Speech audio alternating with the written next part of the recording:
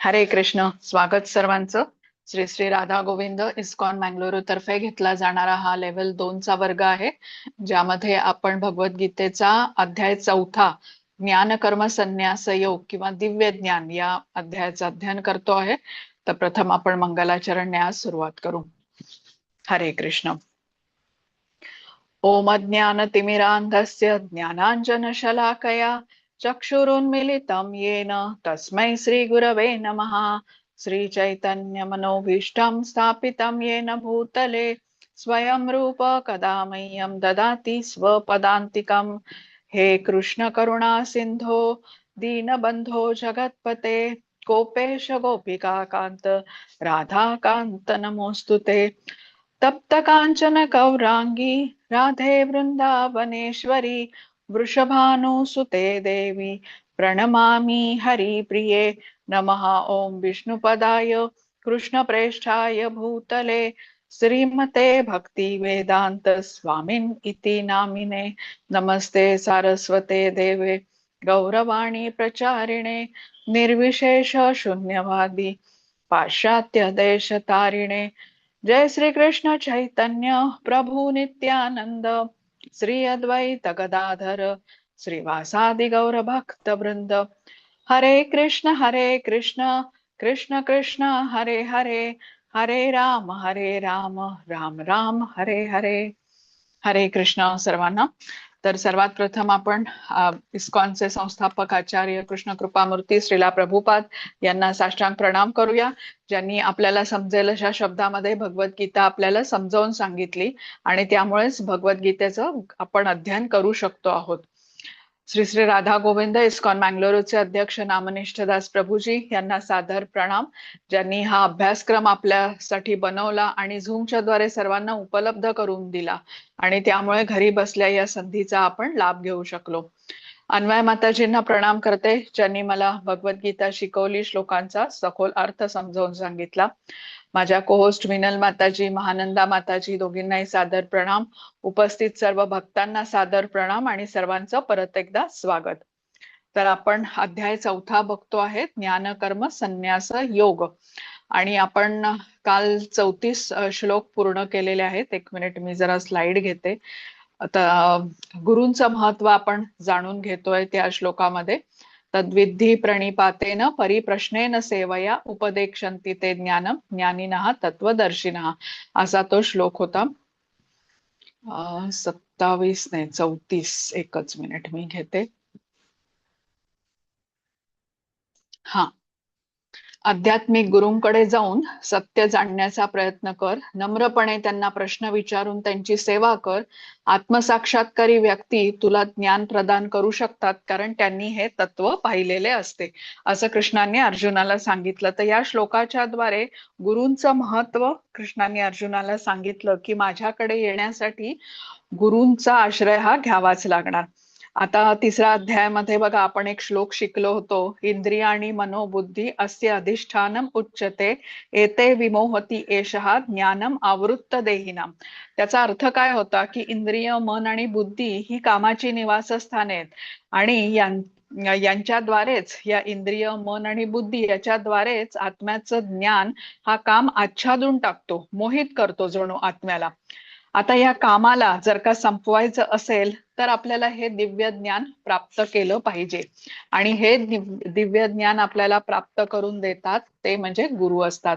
आवृत्तम ज्ञानमेतेन ज्ञानिनो नित्य वैरिणा, म्हणजे हा ज्ञानी जीवाची शुद्ध चेतना कामरूपी नित्य शत्रूच्या द्वारा आच्छादली जाते. तर हे दिव्य ज्ञानाची प्राप्ती करून या कामरूपी शत्रूचं आपण नियंत्रण करू शकतो आणि दिव्य ज्ञान प्राप्तीसाठी गुरूंचा आश्रय आपल्याला घ्यायलाच पाहिजे.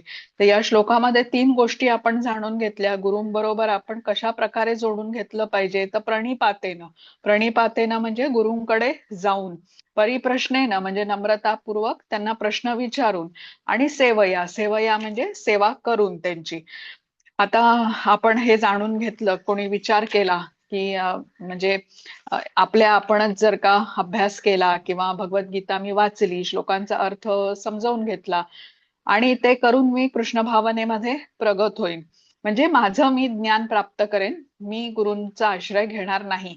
तर हे असं योग्य राहील का? तर नाही. या श्लोकावरून आपल्याला हे समजतं. आणि ह्याच प्रश्नाचं उत्तरच कृष्णांनी जणू या श्लोकामध्ये देऊन गुरूंचं महत्व आपल्याला सांगितलं आणि सर्वांना हा संदेश दिलाय की कृष्णांची कृपा आपल्याला त्यांच्या शुद्ध भक्तांच्या द्वारेच प्राप्त होऊ शकते. आणि त्यासाठी आध्यात्मिक गुरूंचा स्वीकार आपण पूर्ण शरणागतीने केला पाहिजे. कुठलाही मिथ्या अहंकार न ठेवता नम्र सेवकांप्रमाणे गुरूंची सेवा केली पाहिजे.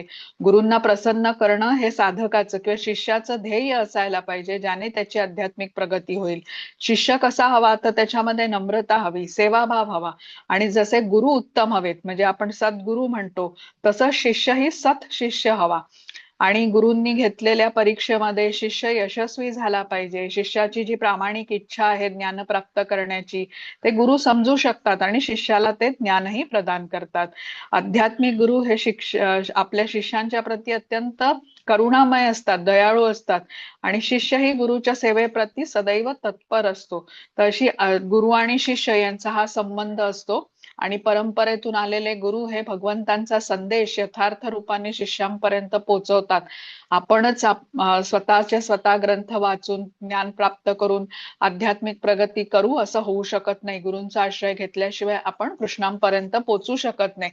आणि ही रचना म्हणजे ही जी व्यवस्था आहे, ही योजना आहे, कृष्णांनीच बनवली आहे.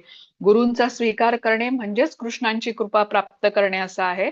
आणि गुरु हे कृष्ण म्हणजे कृष्ण कृपेचे मूर्तिमंत स्वरूप असतात. आपण श्रीला प्रभुपाद यांची जी स्लाइड बघितली होती, कृष्ण कृपा मूर्ती असंच त्यांना म्हटलं जातं. तर गुरुदेव हे कृपेचे मूर्तिमंत स्वरूप असतात आणि ज्यांची भेट घडल्यानेच शिष्याचा भाग्योदय होतो. आता जसं आपण कुठे यात्रेला जात असू, ज्यांनी ही यात्रा आधीच पूर्ण केलेली आहे, अशांना विचारतो आपण, त्यांच्याकडून काही सल्ला घेतो, कारण त्यांनी तो रस्ता आधीच समजून घेतलेला असतो. तसंच ही भगवत धामात पोहोचण्याची यात्रा आहे. या मार्गावर आपले दिशादर्शक गुरु असतात आणि त्यांनी हा मार्ग आधीच म्हणजे ही स्थिती प्राप्त केली असते या मार्गावर चालून. तर त्यामुळे गुरूंना भगवंतांचे प्रतिनिधी म्हटलं जातं. आपण म्हणजे आपल्यासारखे जे साधक आहेत, जे या रस्त्यावरती किंवा या मार्गावरती आहेत, भगवतधाम प्राप्त करण्याचं ध्येय बाळगून आहेत, त्यांना मार्गदर्शन करण्यासाठी गुरु असतात. आणि गुरु साक्षात परब्रह्म तस्मै श्री गुरवे नमः आपण म्हणतो. तर जीवाच्या स्थितीमध्ये बदल घडवून आणणारे, परिवर्तन घडवून आणणारे हे गुरु असतात. भौतिकापासून अनासक्त होताना जीव दिसतो म्हणजेच तो साधना करतोय. अन्यथा जीव राग, द्वेष, भय, काम, क्रोध अशा सर्व अशुद्धतांचा त्याच्यामध्ये असतात. आणि हा स्वभाव असतो जीवाचा अशाच अशुद्धता बाळगण्याचा. तर या अनर्थांना जीव घट्ट पकडून बसतो. आणि जसं आपण म्हणतो ना की एखादी दगडावरची रेष असते बघा, तसे हे अनर्थ जीवाला घट्ट पकडून, म्हणजे जीव या अनर्थांना घट्ट पकडून ठेवतो. पण या स्थितीपासून आपण पाण्यावरती बघा रेक काढायचा प्रयत्न केला तर ती पटकन मिटून या करण्याचा कार्य करतात. दगडावरील म्हणजे तीन गुणांच्या अभावाने जीव जणू आसक्त असतो, भोग करत असतो. आणि या स्वभावातील परिवर्तन म्हणजे भगवंतांच्यासाठी तो कार्य करू लागतो, त्यांच्या आनंदासाठी जप करतो, भगवद्गीता, श्रीमद भागवतम याचं नित्य पठण श्रवण करतो, नाम गुण रूप लीला भगवंतांच्या याचं तो कीर्तन करतो. आणि भगवंतांच्या प्रती प्रेम वाटून निरंतर त्यांचं चिंतन करण्याचा हा जो स्वभाव होतो, हे त्याचं परिवर्तन झालं. आणि हे परिवर्तन का होऊ शकतं? तर गुरूंनी सांगितलेल्या साधनेमुळे. साधना केल्याचं हे फळ आहे, तीन गुणांना पार करून गुणातीत अवस्था प्राप्त करणं. राग द्वेषाची अवस्था ज्यामध्ये फार फार काळ टिकून राहते, तो त्याला भोगी म्हटलं जातं. पण जो शुद्ध भक्त असतो त्याच्यामध्ये राग द्वेष टिकू शकत नाहीत, ते येतात आणि जातात. म्हणजे जो शुद्ध भक्त असतो तो राग द्वेष काम क्रोध इत्यादीने प्रभावित होत नाही. आपण दुसऱ्या अध्यायामध्ये समुद्राचं उदाहरण बघितलं होतं बघा, की कितीही नद्यांचे प्रवाह समुद्राला येऊन जरी मिळाले तरी समुद्र मर्यादा ओलांडत नाही, स्थिर राहतो. आपूर्यमाणम अचलम प्रतिष्ठम असं वर्णन होतं या स्थितीचं. तर शुद्ध भक्तामध्येही रागद्वेष ही स्थिती संपून जाते आणि या स्थितीपर्यंत पोचण्यासाठी मार्गदर्शक हे गुरु असतात. तेच आपल्याला या स्थितीपर्यंत उन्नत करण्यासाठी मदत करू शकतात. तर गुरूंचं आपल्याला या स्थितीला आणण्यासाठी खूप मोठं योगदान असतं. त्या गुरूंच्या प्रती त्यासाठी आपण कृतज्ञ राहायला हवं. त्यांचे शब्द, त्यांचे उपदेश हे ब्रह्मवाक्य समजून गंभीरतेने घेऊन आपल्याला आचरणात आणायला हवं. आणि जी साधना ते आपल्याला सांगतात तर ते आपण आचरण करण्याचा उत्तम प्रयत्न केला पाहिजे. प्रत्येकाचा आपला स्वभाव वेगळा असतो, त्यामुळे गुरूंनी तो स्वभाव जाणून आपल्याला प्रत्येकाला वेगळी साधना करायला सांगितलेली असते आणि त्यानुसार जेव्हा आपण करतो त्यावेळेला आपली प्रगती कृष्णधामाकडे निश्चितपणे होते. तर हे गुरूंचं महत्व आपण समजून घेतलं. आता आज आपण 35व्या श्लोकापासून सुरुवात करतोय. हरे कृष्ण. मिनल माताजी, तुम्ही वाचालाच. कृष्ण. हरे हरे कृष्ण. कृष्ण. यज्ञात्वा न पुनर्मोहम् एवं यास्यसि पांडव येन भूतान्यशेषेण द्रक्ष्यस्यात्मन्यथो मयि. आत्मसाक्षात्कारी पुरुषाकडून वास्तविक ज्ञानप्राप्ती झाल्यावर तू पुन्हा मोहित होणार नाहीस, कारण या ज्ञानाद्वारे सर्व प्राणी परमात्म्याचे अंश आहेत, अर्थात माझेच आहेत, हे तू पाहू शकशील. हरे कृष्ण. हरे कृष्ण. आता हे दिव्य ज्ञान गुरूंकडून प्राप्त केल्याने काय होईल तर ज्ञानचक्षूंची प्राप्ती होईल असं कृष्ण म्हणालेत. आणि म्हणजे ज्ञानाच्या दृष्टिकोनातून आता सर्व गोष्टी तो साधक पाहू शकेल. बद्ध जीवाचं आत्मज्ञान हे मायेने आच्छादलेलं असतं, त्यामुळे आपण कृष्णांचे अंश आहोत याचा बद्ध जीवाला विस्मरण झालेलं असतं आणि हा संबंध कृष्णाबरोबरचा विसरल्यामुळेच भौतिक जगामध्ये कृष्णांच्या शिवाय स्वतंत्र राहून तो सुख प्राप्त करण्याचा प्रयत्न करत असतो आणि अशा भोग कार्यामध्ये गुंतलेला असतो, जे त्याच्या कर्मबंधनाचं कारण असतं. आता सुख तर मिळतच नाही असे भोग केल्यामुळे आणि बंधन मात्र अधिकच घट्ट होत जातं. आणि हे समजू न शकणे म्हणजेच मायेचा प्रभाव. माया म्हणजे आपण म्हणतो ना भ्रम. माया शक्ती ही जीवाला भ्रमित करते. आता कृष्णांच्या अनेक अशा शक्तींपैकी या 2 शक्ती आहेत, योगमाया शक्ती आणि मोहमाया शक्ती. यामध्ये जी योगमाया शक्ती आहे ही आपल्याला कृष्णांकडे घेऊन जायला सहाय्य करते. आपल्यामधले जे दैवी गुण आहेत ते वाढवण्यास मदत करते. म्हणजे ऊर्ध्व प्रगती घडवण्यासाठी योगमाया महत्वाची ठरते. आणि या उलट कार्य मोहमाया शक्ती करते. आपल्यावरती अविद्येचं आवरण ठेवते आणि त्यामुळे आपण भौतिक जगातच गुरफटून राहतो. ही मोहमाया आपल्याला आपण शरीरच आहे असं मानून म्हणजे इंद्रिय तृप्तीकडे वळण्यास प्रवृत्त करत असते. आणि कृष्णांचीच शक्ती आहे मोहमाया, तर त्यामुळे हिला सहजासहजी आपण पार करू शकत नाही. कृष्णांना शरण गेल्याशिवाय या मोहमाया किंवा माया शक्तीला आपण पार करूच शकत नाही. आपण या मोहमाया शक्तीच्या प्रभावातून मुक्त होऊन योगमाया शक्तीची शरण घेण्यासाठी गुरूंच्या मार्गदर्शनाखाली ही साधना करतो. योगमाया शक्तीच्या प्रभावाखाली आल्याने आपल्यातले अनर्थ आता दूर होतात आणि भगवंतांची भक्ती करण्यामध्ये आपल्याला गोडी वाटू लागते. हे जे परिवर्तन आहे ना जीवाच्या स्थितीमध्ये, ते केवळ गुरूंच्या मार्गदर्शनाने साध्य होतं. जसं विद्यार्थी बघा, प्रथम 1ली ते 4थी हे प्राथमिक वर्ग, प्रायमरी वर्ग म्हणूया. त्याच्यानंतर तिथे शिक्षक त्यांची तयारी करून घेतात आणि मग हायस्कूलमध्ये 5वीच्या पुढचे वर्ग तिथे त्या शिक्षकांच्या हाती सुपूर्त करतात. हे कधी शक्य होतं तर ज्या वेळेला विद्यार्थी शिक्षकांच्या मार्गदर्शनाखाली अभ्यास करतो, त्याच वेळेला प्रायमरी ते हायस्कूल अशी प्रगती तो करू शकतो. तशीच मोहमाया शक्तीतून योगमाया शक्तीच्या शरणार्थ जायचं असेल, शरणागती घ्यायची असेल तर ही गुरूंनी सांगितलेली साधनेचा आपल्याला काटेकोरपणे पालन करावं लागतं.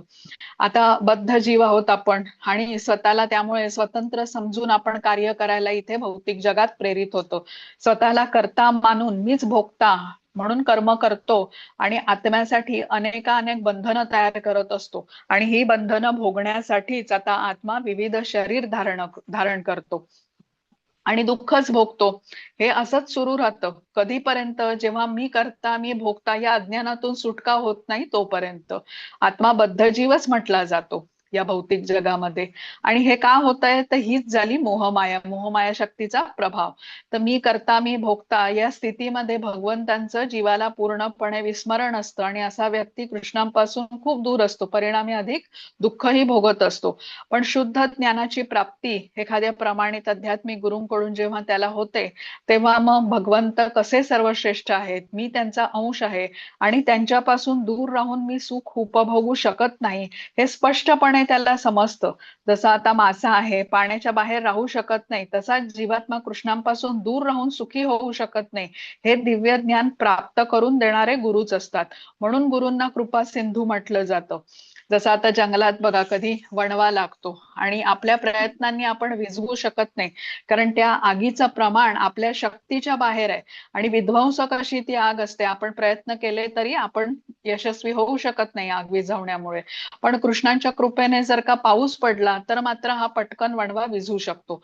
तसंच गुरु हे भौतिक जगामध्ये दुःख भोगत आहेत जे बद्ध जीव, त्या अज्ञानांच्यामुळे अर्थातच कृष्णांपासून दूर झालेले आहेत आणि दुःख भोगत आहेत, या सर्वांच्यासाठी दिव्य ज्ञानाचा मार्ग देतात, ज्याद्वारे आत्मा परत आपल्या मूळ स्थितीत पोचू शकतो. म्हणजेच कृष्ण स्वामी आहेत, मी त्यांचा नित्य सेवक आहे, हे समजून त्यांच्या सेवेत कार्य करतो, तेव्हा तो अमर्यादित सुख अनुभवू शकतो. आता हे ज्ञान, हे दिव्य ज्ञान शिकवणारे आणि त्या प्रकारे आपल्याकडून साधना करून आपल्याला त्या स्थितीपर्यंत पोहोचवणारे हे गुरु असतात. आपण प्रार्थना म्हणतो ना वर्गाच्या सुरुवातीला, अज्ञान तिमिरांधस्य ज्ञानांजन शलाकया चक्षुरुन्मिलितम येन तस्मै श्री गुरवे नमः. म्हणजे माझ्या अज्ञानरूपी, माझ्यातील अज्ञानरूपी हा घोर अंधकार गुरूंनी दिलेल्या ज्ञानरूपी प्रकाशामुळे नष्ट होऊन माझे डोळे उघडले, अशा गुरूंना माझा सादर प्रणाम. तर हे गुरूंचं महत्व आहे. आपण कृष्णांपर्यंत डायरेक्टली पोचू शकत नाही. कृष्णांच्या शुद्ध भक्ताची कृपा प्राप्त केल्याशिवाय आपण या आध्यात्मिक मार्गात प्रगतीही करू शकत नाही. म्हणजे ही योजना कृष्णांचीच आहे. आपल्यावरच्या प्रेमामुळे गुरूंची कृष्ण भेट घडवतात. कृष्ण ही संधी आपल्याला, कृष्णांच्या द्वारेच ही संधी आपल्याला दिली जाते गुरूंचं मार्गदर्शन घेण्याची. तर म्हणून म्हटलं जातं ना की कृष्णांच्या कृपेमुळे गुरु आपल्या जीवनात येतात आणि गुरूंच्या कृपेमुळे आपण कृष्णांची प्राप्ती करू शकतो. तर जेव्हा हे दिव्य ज्ञानाची प्राप्ती गुरूंच्याकडे जाऊन आपल्याला होते, तेव्हा आपल्याला ज्ञानचक्षूंची प्राप्ती होते. ज्ञानाच्या दृष्टिकोनातून आपण सर्व गोष्टी जशा आहेत तशा मग आपण यथार्थ रूपाने पाहू शकतो. आता 36वा. हरे कृष्ण. हरे कृष्ण. अपि चेदसि पापेभ्यः सर्वेभ्यः पापकृत्तमः सर्वैज्ञानप्लवेनैव वृजिनं संतरिष्यसि. तू जरी हे सर्व पापी लोकांमध्ये अत्याधिक पापी असलास तरी दिव्य ज्ञानरूपी नौकेमध्ये आरूढ होऊन तू दुःखरूपी महासागर पार करण्यास समर्थ होशील. हरे कृष्ण. हरे कृष्ण. आता या श्लोकामध्ये कृष्ण म्हणतात की एखादा व्यक्ती महापापी असेल तरीही मी त्याचा उद्धार करेन. असा व्यक्ती जो या अध्यायातून दिलेलं दिव्य ज्ञान प्राप्त करतो, तर त्याला जणू एका नावेची प्राप्ती होते. कुठली नाव आहे, कशाबद्दल बोलतायत कृष्ण, तर ही दिव्य ज्ञानाची नाव आहे, जे दिव्य ज्ञान प्राप्त करून भौतिकाच्या भवसागराला तो तरून जाऊ शकतो. ज्ञान प्लवेन असं शब्द आले बघा. ज्ञानरूपी नौका, ज्ञान प्लवेन म्हणजे प्लव म्हणजे नाव. तर कितीही महापापी का असेना, हे दिव्य ज्ञान प्राप्त करून त्याचं चित्त शुद्ध होतं आणि तो आध्यात्मिक प्रगती करू शकतो. म्हणजे कृष्णांच्या कृपेशिवाय यातून आपण मुक्त होऊ शकत नाही. जसा कितीही उत्तम पोहणारा असेल, पण खवळलेल्या महासागरात जर का तो अडकला असेल, तर महासागराच्या लाटांच्या शक्तीपुढे तो निष्प्रभ आहे, त्याचे प्रयत्न तो काहीच करू शकणार नाही. इतस्ततः तो केवळ फेकला जाईल या लाटांच्यामुळे. तसाच जीव भौतिक जगात वेगवेगळ्या शरीरात जन्म घ्यायला बाध्य होतो. आता या पोहणाऱ्या व्यक्तीच्या मदतीला कुठलं हेलिकॉप्टर आलं आणि त्याच्या बचावासाठी त्यांनी शिडी सोडली आणि ती पकडून मग या खवळलेल्या समुद्रातून त्याची जशी सुटका होऊ शकते, तसंच भौतिक जगामध्ये भवसागरामध्ये अडकलेल्या जीवासाठी हे दिव्य ज्ञान आहे. या ज्ञानाला आत्मसात करून तो भगवत धामामध्ये पोहोचू शकतो. आता पुढचा बघू. हरे कृष्ण. हरे कृष्ण. यथैधांसि समिद्धोऽग्निः भस्मसात् कुरुतेऽर्जुन ज्ञानाग्निः सर्वकर्माणि भस्मसात् कुरुते तथा. ज्याप्रमाणे प्रज्वलित अग्नी सरपण भस्मसात करून टाकतो, त्याप्रमाणे हे अर्जुना, ज्ञानरूप अग्नी सर्व प्राकृत कर्म बंधने भस्मसात करून टाकतो. हरे कृष्ण. हरे कृष्ण. आता हे जे दिव्य ज्ञान आहे त्याची तुलना अग्नीशी करण्यात आलेली आहे.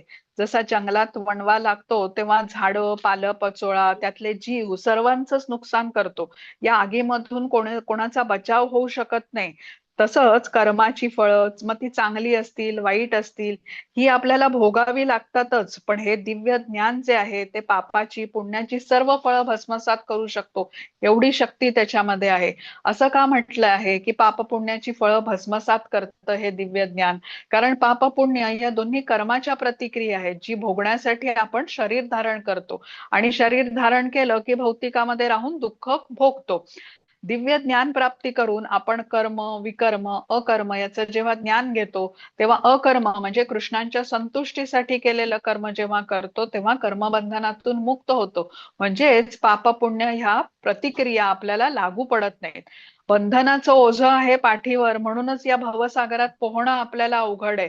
अनेक जन्मांचे एकत्रित केलेले हे अनर्थ आहेत. यातून मुक्त होण्यासाठी दिव्य ज्ञान जेव्हा प्राप्त केलं जातं, हे बंधनाचं ओझं क्रमशः आता संपू लागतं आणि आत्म्याचं शुद्धीकरण झालं की आत्मा आपल्या मूळ स्थानी भगवतधामी जाऊन पोहोचू शकतो. मूळ स्थान म्हणजे भगवतधाम, पण तिथे पोचायला शुद्धता हवी, निर्मळता हवी, आत्मा अगदी शुद्ध पवित्र स्वरूपात हवा आणि त्यासाठी दिव्य ज्ञान प्राप्त करणं हा एकमेव मार्ग आहे. आणि हे प्राप्त करून देण्यासाठी माध्यम हे परंपरेतून आलेले प्रामाणिक आध्यात्मिक गुरु असतात. आता पुढचा बघू. हरे कृष्ण. हरे कृष्ण. न हि ज्ञानेन सदृशं पवित्रम इह विद्यते तत्स्वयं योग संसिद्धि कालेनात्मनि विन्दति. या जगात दिव्य ज्ञानासारखे विशुद्ध आणि उदात्त असे इतर काही नाही. असे ज्ञान म्हणजे सर्व सिद्धींचे परिपक्व फळ आहे. भक्तियोगाच्या आचरणामध्ये निपुण झालेला साधक योग्य समयी स्वतःमध्येच या ज्ञानाचे आस्वादन करतो. हरे कृष्ण. हरे कृष्ण. आता या श्लोकात म्हटलंय की या ज्ञानाहून विशुद्ध आणि उदात्त असं दुसरं काही नाही. कारण असं ज्ञान मिळणं ही कृष्णांची कृपा आहे, म्हणूनच हे प्राप्त होऊ शकतं. भक्ताच्या प्रयत्नावरती संतुष्ट होऊन कृष्ण हे ज्ञान गुरूंच्या माध्यमातून जीवात्म्याला देतात, ज्याद्वारे तो भगवत धामात पोचायचा मार्ग त्याला गुरु दाखवतात. या जगात कृष्ण कृपेहून श्रेष्ठ असं काही असूच शकत नाही. म्हणून नही ज्ञानेन सदृशम पवित्रम इह विद्यते म्हटले. याहून पवित्र ज्ञान कुठलं असूच शकत नाही, कारण हे ज्ञान भौतिकाच्या बंधनातून जीवाची सुटका करू शकतं, जन्म मृत्यूच्या फेऱ्यातून आपल्याला मुक्ती देतं. भौतिकात राहून जी सुख शांतीचा अभाव आपल्याला असतो त्या या सर्व गोष्टी म्हणजे सुख, शांती हे हे दिव्य ज्ञान आपल्याला प्राप्त करून मिळू शकतात. कारण शाश्वत शांती जी आहे हे केवळ कृष्णच प्रदान करू शकतात. भौतिक जगाचं स्वरूप कसं आहे? अशाश्वत स्वरूपाचं आहे. तिथले भोग आहेत, तिथली साधनं आहेत, हे सर्व अशाश्वत स्वरूपाचं आहे. म्हणून वर्णन केलं जातं भौतिक जगाचं दुःखालयम अशाश्वतम किंवा अनित्यम असुखम असंही म्हटलं जातं. तर त्यातून सुटका करून घेण्यासाठी कृष्ण भावनेचा स्वीकार हा मार्ग आहे आणि हे या ज्ञानाने, दिव्य ज्ञानाने आपल्याला प्राप्त होऊ शकतं. आपण लेव्हल 1च्या अभ्यासक्रमामध्ये बघा एक कथा बघितली होती, राजा नृप. त्याची थोडीशी आठवण करू ज्याद्वारे आपल्याला हे समजू शकेल की हे कर्माचे भोग आपल्याला भोगावेच लागतात. आता या राजा नृग होता, त्याची ही कथा स्कंद 10 मध्ये आलेली आहे श्रीमद भागवतमच्या. तर एकदा काय होतं की कृष्णांची मुलं असतात, सांब आहे, प्रद्युम्न आहे, भानू आहे आणि यदुवंशाचे अन्य राजपुत्र द्वारकेच्या नजीकच्या एका अरण्यामध्ये वनविहारासाठी गेलेले असतात. आणि बराच वेळ ते खेळतात आणि त्यांना तहान लागते, त्यामुळे पाण्याच्या शोधार्थ एका विहिरीकडे ते पोहोचतात. तर तेव्हा त्यांना तिथे एक मोठा सरडा दिसतो विहिरीमध्ये. आता सरड्याला बघितल्यावरती त्यांना आश्चर्य वाटतं आणि त्याला बाहेर काढण्याचा ते प्रयत्न करतात. पण तो खूप मोठा असतो आणि मुलं लहान असतात, त्याला बाहेर काढणं यांच्या शक्तीच्या पेक्षा तेवढं शक्य नसतं त्यांना. तर त्यामुळे ते कृष्णांकडे जातात आणि त्यांना सर्व घडलेली घटना सांगतात त्यांनी बघितलेली. कृष्ण तातडीने त्या विहिरीकडे येतात आणि त्या सरड्याला ते बाहेर काढतात. तुम्हाला ते चित्र आठवत असेल की कृष्णांच्या हाताचा स्पर्श, डाव्या हाताचा स्पर्श झाल्यावरती ते सरड्याचं रूपांतर एका दैवी पुरुषात होतं. आता या मागचं रहस्य कृष्णांना सर्व ज्ञात असतं. कृष्ण आपण म्हणतो ना सर्वज्ञ आहे, त्यांना सगळं माहिती असतं. पण इतरांनाही कळावं म्हणून कृष्ण विचारतात की हे भाग्यवंता तू कोण आहेस आणि तू कोणी देवता असावास असं मला वाटतं, पण तुला हा शूद्र देह कशामुळे लाभला होता? तुझी कहाणी ऐकण्यास आम्ही सर्व उत्सुक आहोत. आता त्यावरती तो दैवी पुरुष कृष्णांच्या पुढे प्रथम नम्रतापूर्वक प्रणाम करतो आणि त्यांना सांगतो की मी राजा इक्ष्वाकूचा पुत्र आहे, माझं नाव नृग आणि तुम्हाला सर्व ज्ञात आहे कृष्ण, पण तुम्ही मला विचारलं आहे त्यामुळे मी माझी कहाणी सांगतो. आता हा राजा नृग सांगू लागतो की मी ब्राह्मणांना गायी दान करत असे आणि या गायी सर्व धष्टपुष्ट होत्या, भरपूर दूध देणाऱ्या, सर्वांना मी सोन्याचे खूर होते, रेशीम वस्त्र, सोन्याची शिंग इत्यादी घालून मी हे ब्राह्मणांना दान करत असे. आणि या गोदानाच्या बरोबर ब्राह्मणांना उत्तम वस्त्र, त्यांनाही अलंकार आणि भूमी इत्यादीचं मी दान करत असे. आणि हे सर्व ब्राह्मणही सदाचारी होते, विद्वान होते. तर असंच एका दिवशी मी काही गायी एका ब्राह्मणाला दान केल्या आणि त्या गायी घेऊन तो ब्राह्मण निघून गेला. पण कशी कोण जाणे, दान दिलेल्या गायींपैकी एक गाय अशीच माघारी फिरली आणि आता इतर गायींबरोबर ती मिसळली गेली, जे कोणाच्या लक्षात आलं नाही. आणि पुढे तीच माघारी फिरलेली गाय इतर गायींच्या सकट दुसऱ्या ब्राह्मणाला राजाने दान केली. आता तोपर्यंत आधीचा तो पहिला ब्राह्मण, ज्याची ही गाय आता माघारी फिरली होती, तो तिथे आला राजाकडे आणि त्याने राजाला सर्व सांगितलं काय झालं ते, आणि आता माझी गाय मला परत दे म्हणून राजाकडे विनंती करू लागला. पण तोपर्यंत राजाने ती गाय दुसऱ्या ब्राह्मणाला दान केली होती, त्यामुळे राजाने त्या दुसऱ्या ब्राह्मणाला ती गाय परत द्यायला सांगितलं. आता हा दुसरा ब्राह्मण ती गाय परत द्यायला तयार झाला नाही आणि तो थोडासा नाराज होऊन तो राजाला म्हणू लागला की राजा, दान केलेली गाय तू परत मागतोयस, एकदा दान केलं तर ते परत मागणं योग्य नाही. आता हा ब्राह्मण तर गाय द्यायला तयार नाही, म्हणून जो आधीचा ब्राह्मण होता, ज्याची ती गाय माघारी फिरली होती, त्याला राजाने सांगितलं की या गायीच्या ऐवजी मी तुला 1,00,000 गायी देईन. माझी चूक मला समजली, अनावधानाने हे सगळं झालेलं आहे माझ्याकडून, पण चूक सुधारायला मी तयार आहे आणि म्हणून तुला 1,00,000 गायी मी देतो. पण आता त्यावरही त्या ब्राह्मणाने नकार दिला आणि वाद काही मिटला नाही. तो दुसरा ब्राह्मण ती गाय परत करायला तयार नाही आणि हा ब्राह्मण आपलीच गाय घेणार म्हणून अडून बसला आणि शेवटी काहीच तोडगा निघाला नाही. तेव्हा दोन्ही ब्राह्मण असंतुष्ट होऊन राजावरती निघून गेले. आता कालांतराने राजा नृग वृद्ध झाला आणि त्याचा मृत्यू झाला. त्याला यमराजाच्या पुढे नेण्यात आलं तर यमराज म्हणाले, राजा, तुझी पुण्यकर्माची यादी खूप मोठी आहे आणि तुला स्वर्गलोकाची निश्चित प्राप्ती होईल, पण तुझ्या वाट्याला एक पापकर्म पण आहे आणि जरी तू हे खूप दानपुण्य केलं असलंस तरी एक पापकर्म तुझ्या वाट्याला आहे, तर तेही फळ तुला भोगायचंय. तर तू कुठलं फळ, कशाचं फळ पहिलं भोगणार आहेस, पुण्यकर्माचं का पापकर्माचं? आता त्या राजाने सांगितलं की मला पापकर्माचं फळ मी पहिलं भोगेन. आता हे उत्तर दिलं राजाने, तत्क्षणी त्याचा आता सरड्याच्या रूपामध्ये जन्म झाला आणि त्या विहिरीत आता तो सरडा म्हणून राहू लागला. आता जिथून आपण ही कथा सुरुवात केली होती तिथे. आता या गोष्टीवर आपल्याला काय समजून घ्यायचंय की बघा, चांगल्या कर्माची चांगली आणि वाईट कर्माची वाईट फळं भोगण्यासाठी जन्म घ्यावाच लागतो, म्हणजे कर्मबंधनात आपण अडकतो. एकच मिनिट.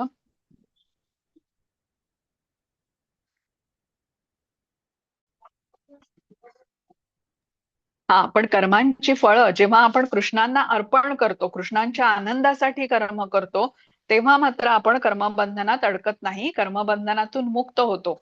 आता हा राजा नृग कसं कर्म करत असे, तर तो सकाम कर्म करत असे. जे काही गायींचं दान तो करत असे, त्या कर्माचं फळ मला प्राप्त व्हावं या हेतूने तो करत असे. मला दानशूर राजा म्हणून घेण्यात त्याला धन्यता वाटत असे, त्यामुळे त्याला ही प्रतिक्रिया प्राप्त झाली आणि त्याला ती भोगावीही लागली. आपणही जर का फळाच्या इच्छेने सकाम कर्म करत असू तर ते भोग आपल्याला भोगावे लागतील, कर्माचं फळ असेल ते भोगण्यासाठी आपल्याला जन्म पण घ्यावा लागेल. मग तो कशा प्रकारचं कर्म असेल त्याप्रमाणे ते ठरेल. तो माणसाचा असेल किंवा इतरही कुठला असू शकेल. तर शिकून काय घ्यायचं या गोष्टीतून, की आता आपण हे जे सत्कार्य करतो, कोणी दान करत असेल, अन्नदान, वस्त्रदान, इतरही पुण्यकर्म जी करतो ती निष्काम भावनेने केली पाहिजेत. की विचार कसा असला पाहिजे, की हे माझं भाग्य आहे कृष्णा, की तुम्ही हे दान करण्याचं सामर्थ्य तुम्ही मला दिलं. तुमच्या कृपेने मला हे सामर्थ्य प्राप्त झालंय. जे माझं कर्तव्य समजून तुमच्या आनंदासाठी हे कार्य मी करतोय. अशा निष्काम भावनेने केल्याने आपण पाप आणि पुण्य या प्रतिक्रियेतून मुक्त होतो. अन्यथा स्वतःला लाभप्राप्तीच्या हेतूने आपण जर का केलं तर त्या कर्मामध्ये काही चूक राहून गेली तर ती आपल्याला प्रतिक्रिया लागू पडते आणि त्याचा भोगही आपल्याला म्हणजे भोगण्यासाठी जन्म दुसरा घ्यावा लागतो. आणि दुसरा जन्म, दुसरं शरीर प्राप्त केलं की इथे येऊन परत दुःख भोगतो आणि हे असंच सुरू राहतं. परत कर्म करतो, परत दुःख, परत शरीर. हे चक्रातून आपली कधी मुक्ती होऊ शकत नाही. आणि आता ही जी कथा आपण सांगून झाल्यानंतर राजा नृग मग कृष्णांना प्रणाम करतो, स्वर्ग लोकामध्ये जाण्याची अनुमती मागतो. कारण आता पापकर्माचं फळ त्याने भोगलेलं असतं सरड्याचा जन्म प्राप्त करून. आणि कृष्णांच्या स्पर्शाने आता त्याला अर्थातच त्याची मुक्ती पण होते. त्यानंतर कृष्णांना विनंती करतो की आता जिथे कुठे मी जाईन सदैव मला तुमच्या चरण कमलांचं स्मरण राहो, माझ्यावर अशी कृपा करा. असं बोलून मग कृष्णांना नमस्कार करून तो स्वर्गलोकात जाण्यासाठी मग तिथून प्रस्थान करतो. तर हे यावरून आपल्याला समजतं की कुठल्याही कर्माचं फळ आपल्याला लागू पडतं, पण जेव्हा आपण कृष्णांच्या आनंदासाठी कर्म करतो तेव्हा कर्माची प्रतिक्रिया आपल्याला लागू पडत नाही, कारण कर्माचं फळ आपण कृष्णांना समर्पित केलेलं असतं. आता 39. हरे कृष्ण. हरे कृष्ण. श्रद्धा लभते ज्ञानं तत्पर संयतेन्द्रियः ज्ञानं लब्ध्वा परां शांतिम अचिरेणाधिगच्छति. जो श्रद्धावान मनुष्य दिव्य ज्ञानाची प्राप्ती करण्यासाठी समर्पित आहे आणि ज्याने आपली इंद्रिय संयमित केली आहेत, तो असे ज्ञान प्राप्त करण्यास पात्र आहे. आणि असे ज्ञान प्राप्त झाल्यावर त्याला परम आध्यात्मिक शांती लवकरच प्राप्त होते. हरे कृष्ण. हरे कृष्ण. आता हे ज्ञान प्राप्त कोण करू शकतो, तर कृष्णाने इथे उत्तर दिलंय, श्रद्धावान लभते ज्ञानम. म्हणजे कृष्णांवरती दृढ विश्वास असणाऱ्यालाच हे दिव्य ज्ञान प्राप्त होऊ शकतं.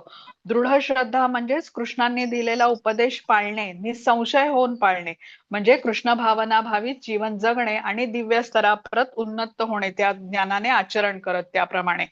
तर कृष्ण भावना भावित जीवन जगण्याची सुरुवात ही कुठून होते, तर आपण महामंत्राचं कीर्तन करू लागतो, ज्याला संकीर्तन यज्ञ म्हटलंय बघा. कलियुगासाठी जो युग धर्म आहे, हरे कृष्ण कृष्ण कृष्ण हरे हरे, हरे राम राम राम हरे हरे. याचा परिणाम म्हणजे आपली इंद्रिय आपण कृष्णांबरोबर जोडून घेतल्याने संयमित होऊ शकतात. संयमित इंद्रिय आणि कृष्णांवरती दृढ श्रद्धा असलेला मनुष्य कृष्ण भावनेमध्ये प्रगती करताना दिसतो. अज्ञान हे जे आपल्या बंधनाचं कारण आहे, हे आणि दिव्य ज्ञान हे आपल्या मुक्तीचं कारण आहे. हे दोन बघा विरुद्ध गोष्टी आहेत. आणि गुरूंच्या मार्फत हे आपल्याला दिव्य ज्ञान प्राप्त होतं. म्हणजे आपलं अज्ञान आता दूर होऊ लागतं जसं जसं दिव्य ज्ञान आपण प्राप्त करतो.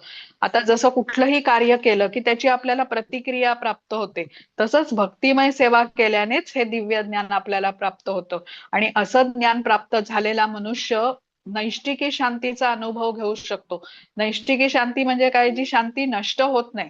आता विचार करा, आपण कधी प्रवासाला निघालो आणि खूप अडीअडचणींचा अचानकपणे आपल्याला सामना करावा लागला आणि मग एकदाचे जिथे जायचंय तिथे आपण येऊन पोहोचलो, तेव्हा कसं आपल्याला शांती मिळेल, समाधान मिळेल, की बाबा झालं एकदाच येऊन पोहोचलो आपण. तशीच शांतीचा अनुभव आत्मा करतो, कारण अनादी काळापासून तो वेगवेगळी शरीर घेत होता, भोग करीत होता, दुःख भोगत होता आणि कृष्णांपासून दूर होता. पण भक्तिमय सेवा जी कृष्णांच्या आनंदासाठी कर्म केल्याने आता आत्मा ज्यांचा अंश आहे त्या भगवंतांशी जोडला गेल्याने आता अढळ शांती प्राप्त करतो. कुठे कुठे भटकत शेवटी आता भगवंतांच्या चरणी तो पोचतो. आणि हे स्थान भगवंतांचे चरण हे स्थान कसं आहे, जिथे सर्व सुख, सर्व आनंद, सर्व ज्ञान, सर्व शांती, समाधान, सर्व काही जे श्रेष्ठ आहे ते मिळू शकतं. भगवंतांच्या चरणाहून कुठलंही स्थान श्रेष्ठ नाहीच आहे. तर भक्तासाठी भगवंतांचे चरण हे काय अमूल्य धन म्हटलं जातं. आणि भक्त ज्या चरणांना भगवंतांच्या पकडतो ते भगवंतांच्या चरणाशी मग भक्त समर्पित होतो आणि आपलं जीवनच देऊन टाकतो भगवंतांना, म्हणजे शुद्ध भक्त होतो. तर जो काही ते करतो सर्व क्रिया त्याच्या भगवंतांच्या आनंदासाठीच तो करतो. म्हणजे अत्यंत दिव्य स्तर हा प्राप्त करतो. आणि ह्या स्तरापर्यंत पोहोचण्याची सुरुवात कुठून होते? तर हे दिव्य ज्ञान जसं जसं तो प्राप्त करतो गुरूंच्या माध्यमातून तसं तसं कृष्णांच्या प्रती त्याचं समर्पण वाढतं. आणि काल आपण जे समजून घेतलं होतं की एखादी व्यक्ती, आपल्याला त्या व्यक्तीबद्दल प्रेम वाटतं, तर आपण त्या व्यक्तीच्या आनंदासाठी काहीतरी करू लागतो. तर ज्या वेळेला भगवंतांच्या प्रती प्रेम वाटतं तेव्हा व्यक्ती सगळ्यात प्रथम काय करतो, तर भगवंतांच्या नामाचं संकीर्तन किंवा जप करायला लागतो. आता पुढचा बघू. 40. हरे कृष्ण. हरे कृष्ण. अज्ञश्चाश्रद्दधानश्च संशयात्मा विनश्यति न्यायलोकोऽस्ति न परो न सुखम संशयात्मनः.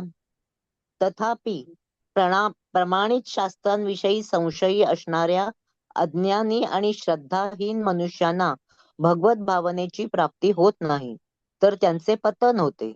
संशयी मनुष्याला या लोकांमध्ये किंवा परलोकातही सुखाची प्राप्ती होऊ शकत नाही.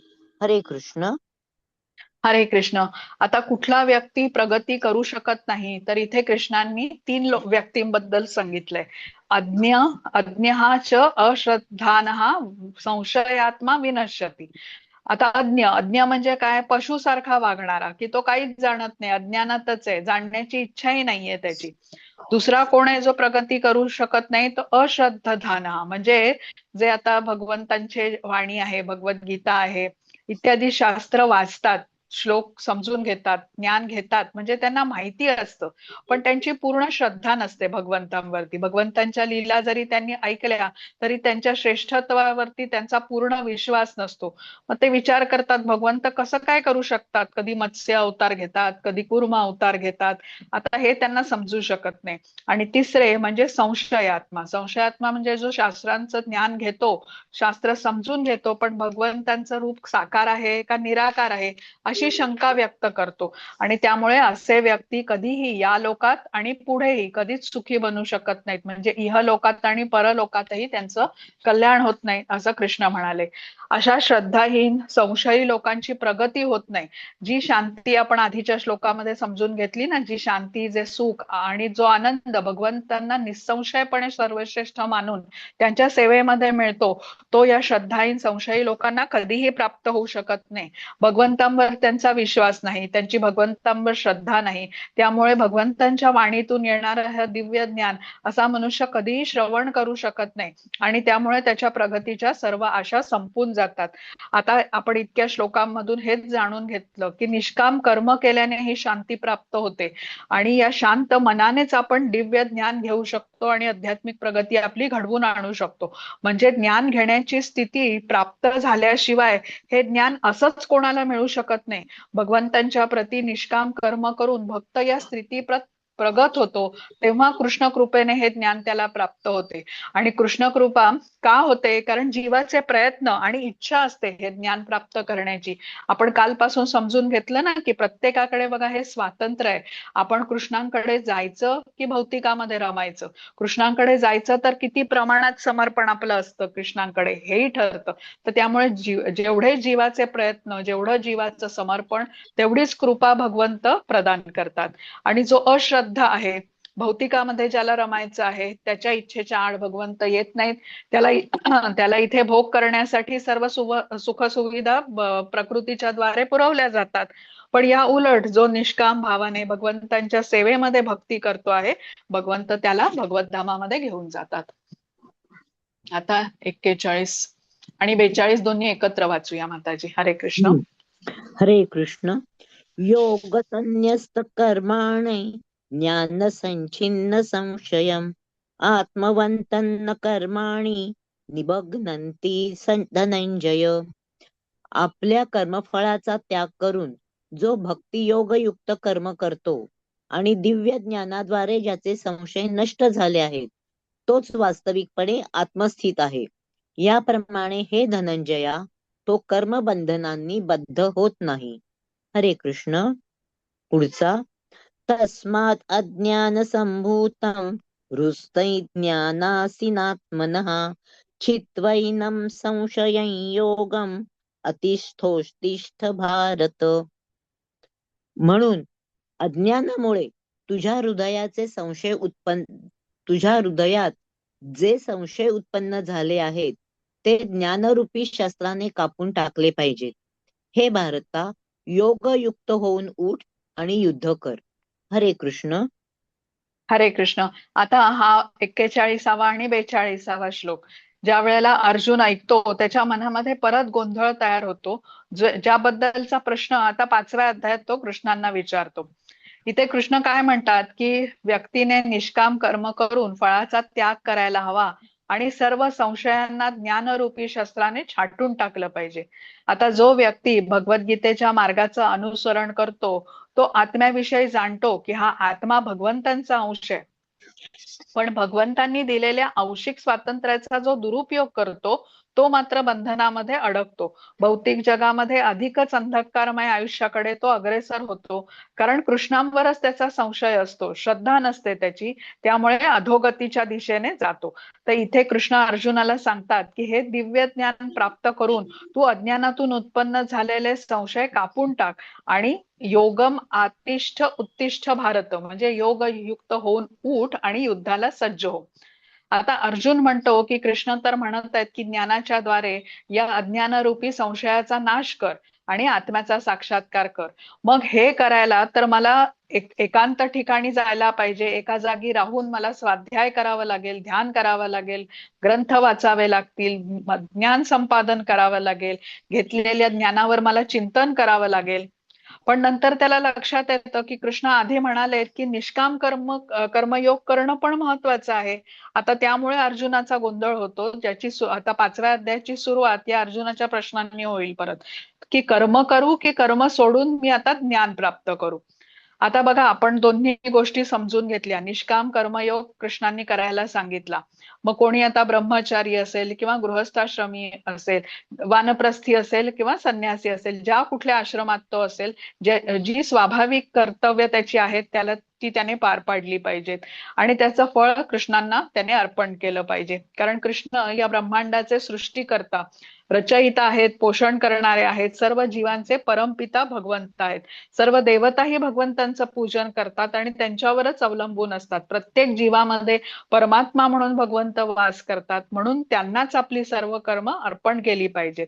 प्रत्येक व्यक्तीला त्याच्याकडे जे काही आहे, वैशिष्ट्य आहे त्याचं, जे काही ते म्हणजे यथाशक्ती जे काही मिळालेलं आहे भगवंतांकडून ते भगवंतांच्या सेवेमध्ये वाहून घेतलं पाहिजे. हे जाणून की आपल्याला सर्व काही भगवंतांच्याकडूनच प्राप्त होतं. आता ही निष्काम कर्माची सुरुवात आहे. मग क्रमशः व्यक्ती प्रगत स्थितीला जाऊ शकतो. जसं आपण जनक महाराजांचं उदाहरण घेतलं की ते श्रेष्ठ असे कर्मयोगी होते. सकाळपासून रात्रीपर्यंत मग तो व्यक्ती जे काही करेल ते अनासक्त होऊन कृष्णांच्या आनंदासाठी करेल. जनक महाराजांच्या उदाहरणामध्ये आपण जाणून घेतलं होतं की ते पूर्ण आत्मसाक्षात्कारी होते. त्यांना कुठलीही कर्तव्य करण्याचा कुठलाही गरज नव्हती, आवश्यकता नव्हती, परंतु सर्वांच्या समोर उदाहरण राहावं म्हणून ते राजाची कर्तव्य करत राहिले. निष्काम कर्मयोग आपला त्यांनी सुरू ठेवला. तसंच कृष्ण म्हणतात की हे ज्ञान घेऊन तुम्ही त्या स्थितीपर्यंत या. निष्काम कर्मयोग करत करत एक स्थिती अशी येईल की सर्व काही कृष्णांच्या आनंदासाठी तो व्यक्ती करेल. तर या प्रकारे अर्जुनाला कृष्णांनी समजवलं की कर्म करत असतानाच दिव्य ज्ञानाची प्राप्ती करून घे. आता इथे हा 4था अध्याय संपलेला आहे आणि 5वा अध्याय सुरू कुठून होईल, जो अर्जुनाचा आता गोंधळ आहे की कर्म करू की मी ज्ञान संपादन करू. इथून आता 5वा अध्याय सुरू होईल, जो कर्म संन्यास योग असं त्याचं नाव आहे. आणि तो आता आपण उद्या बघू, पण काल मी तुम्हाला म्हटलं होतं की एक गोष्ट सांगेन, तर ती सांगते आणि मग आपण आजचा वर्ग थांबवूया इथे.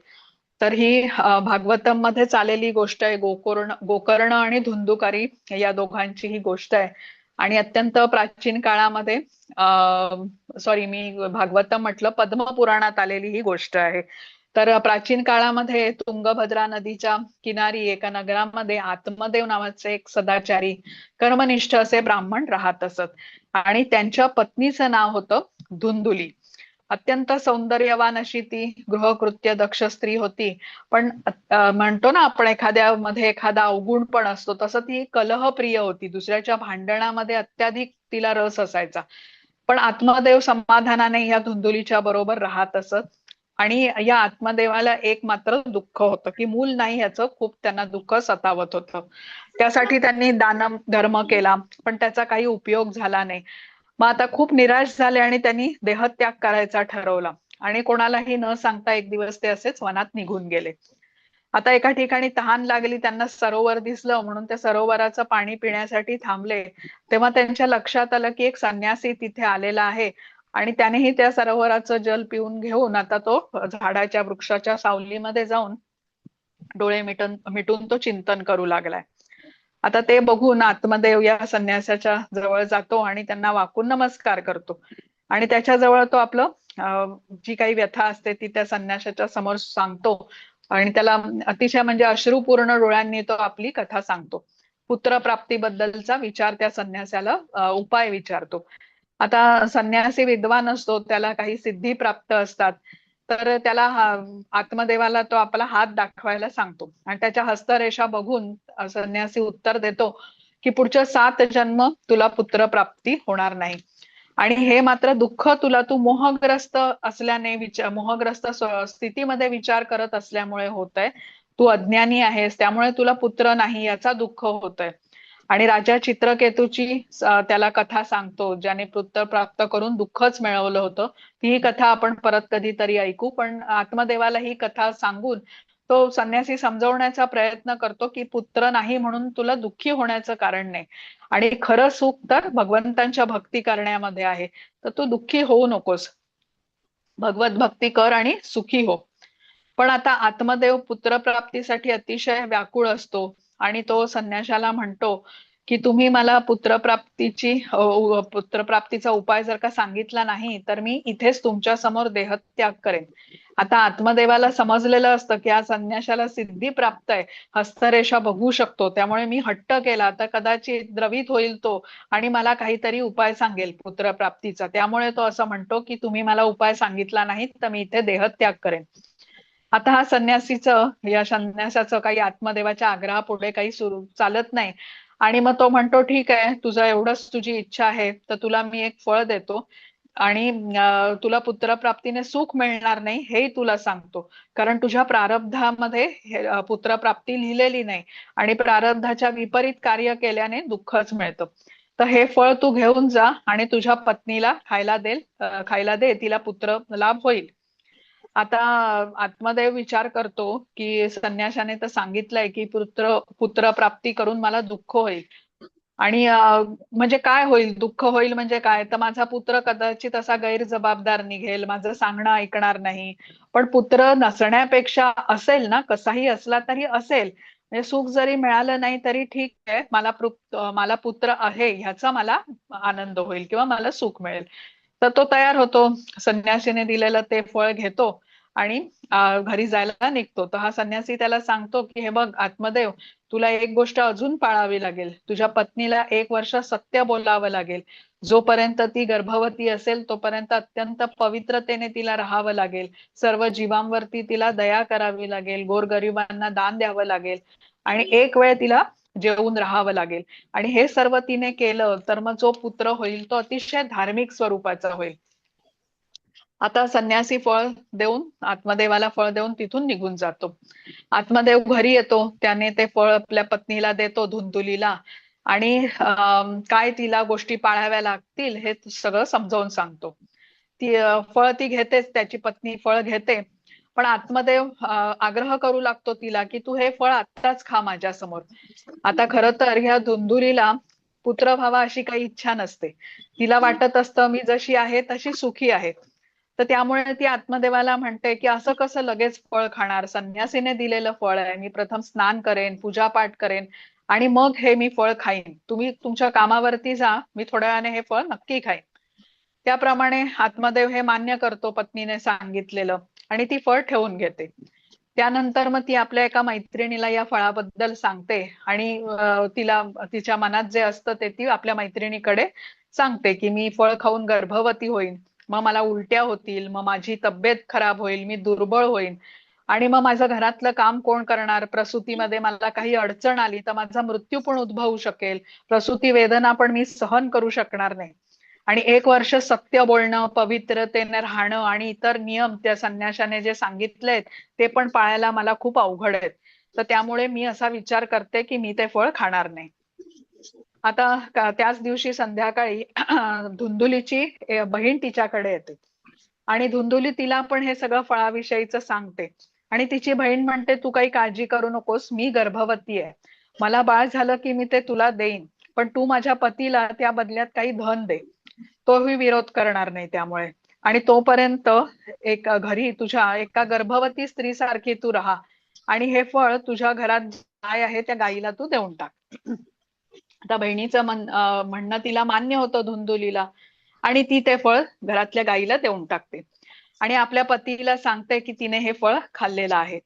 आणि कालांतराने आता तिच्या बहिणीला पुत्र होतो आणि तिचा पती, बहिणीचा पती नकळत ते बाळ आणून आता धुंदुलीला देतो.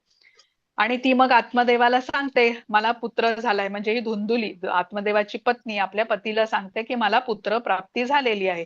ते ऐकून आता आत्मदेवाला अतिशय आनंद होतो आणि तो खूप मोठा सोहळा आयोजन करतो त्याचे नामकरण संस्कार करण्यासाठी. पुत्राचं नाव तो कौतुकाने धुंदुकारी असं ठेवतो. आता लगेच 2च दिवसांनी त्याच्या घरी जे गाय असते त्या गायीला पण एक पुत्र होतो जो मनुष्य रूपी असतो. आता ते बघून तर सगळ्यांना खूप आश्चर्य वाटतं आणि ते जे बालक असतं गायीला झालेलं ते अत्यंत तेजस्वी असतं, सुंदर असतं, पण त्याचे कान मात्र गायीसारखे असतात. तर आत्मदेव त्या बालकाचं नामकरण करून त्याचं नाव गोकर्ण असं ठेवतो, कारण कान गायीसारखे असतात. आता काही वर्ष निघून जातात, मोठा होतो हा गोकर्ण, तो एक सदाचारी, विनम्र, धार्मिक प्रवृत्तीचा होतो. पण हा जो धुंदुकारी असतो, आत्मदेव आणि धुंदुलीचा पुत्र, तो मात्र अधार्मिक प्रवृत्तीचा, दुष्ट स्वभावाचा असा तो होतो.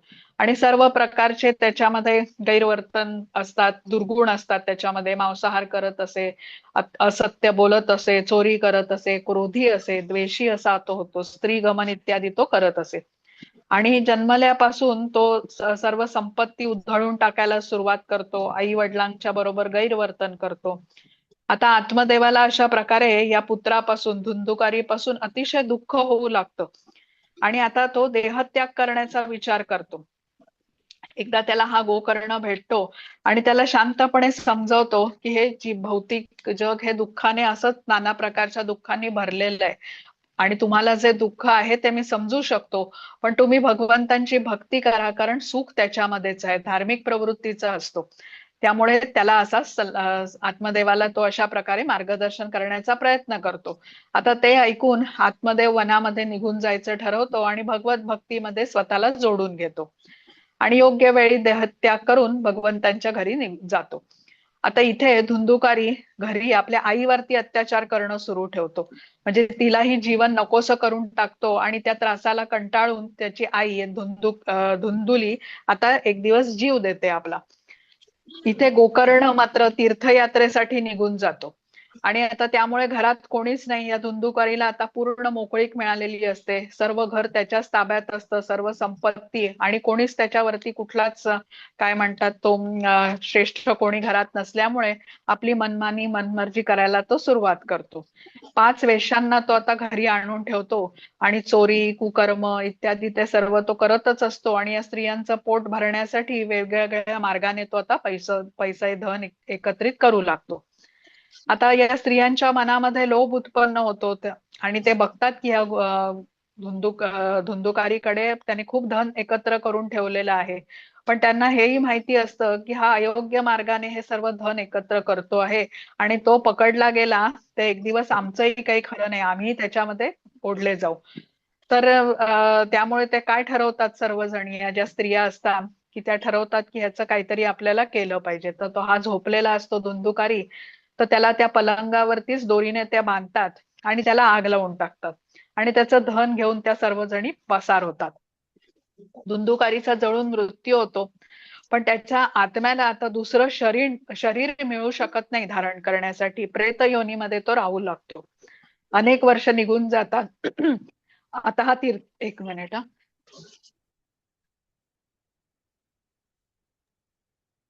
आता अनेक वर्ष यामध्ये निघून जातात. तीर्थयात्रेला गेलेला गोकर्ण तपस्या इत्यादी करून आता परततो. आणि रात्रीच्या वेळी हे धुंदुकारीचं जे भूत असतं ना, ते ते वेगवेगळ्या गोष्टी करून त्या स्वतःकडे लक्ष वेधून म्हणजे आकर्षित करू लागतं या गोकर्णाचं. आता गोकर्ण तपस्या करून आलेला असतो, त्याच्याकडे शक्ती प्राप्त असते, त्यामुळे भूत काय बोलतं हे त्याला समजू शकतं. तर त्यामुळे हा धुंदुकारी आपल्या दुर्गतीबद्दल सगळं काही गोकर्णाला सांगतो. आणि गोकर्ण त्याच्या मुक्तीसाठी प्रयत्न करणार असं वचन देतो त्याला. आता बरेच उपाय गोकर्ण करतो, पण धुंदुकारीला प्रेतयोनीमधून मुक्ती मिळू शकत नाही. मग शेवटी गोकर्ण सूर्यदेवाला विनंती करतात आणि विचारतो की काही करू शकतो का. तर सूर्यदेव सांगतो की भागवत कथेचं तू आयोजन कर, भागवत कथा ऐकून त्याला मुक्ती मिळू शकेल, हा एकमेवच मार्ग आहे. तर भागवत कथेचं आयोजन करण्याचं गोकर्ण ठरवतो. सर्व म्हणजे खूप मोठ्या प्रमाणावरती तो ही कथा आयोजित करतो.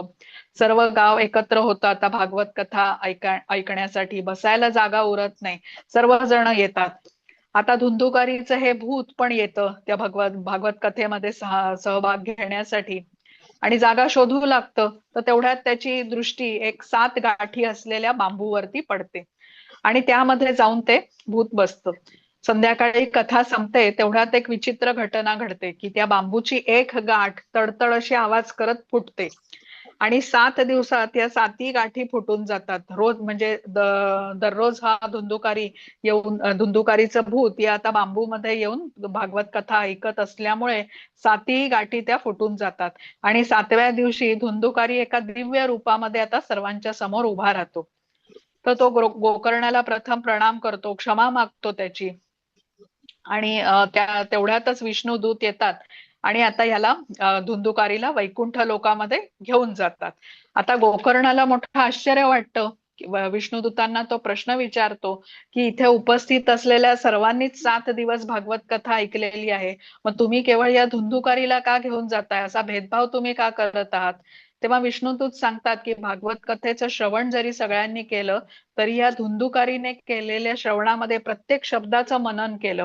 पूर्ण श्रद्धा, पूर्ण प्रेम आणि विश्वासाने त्याने भगवंतांच्या आनंदासाठी भागवत कथा ऐकली.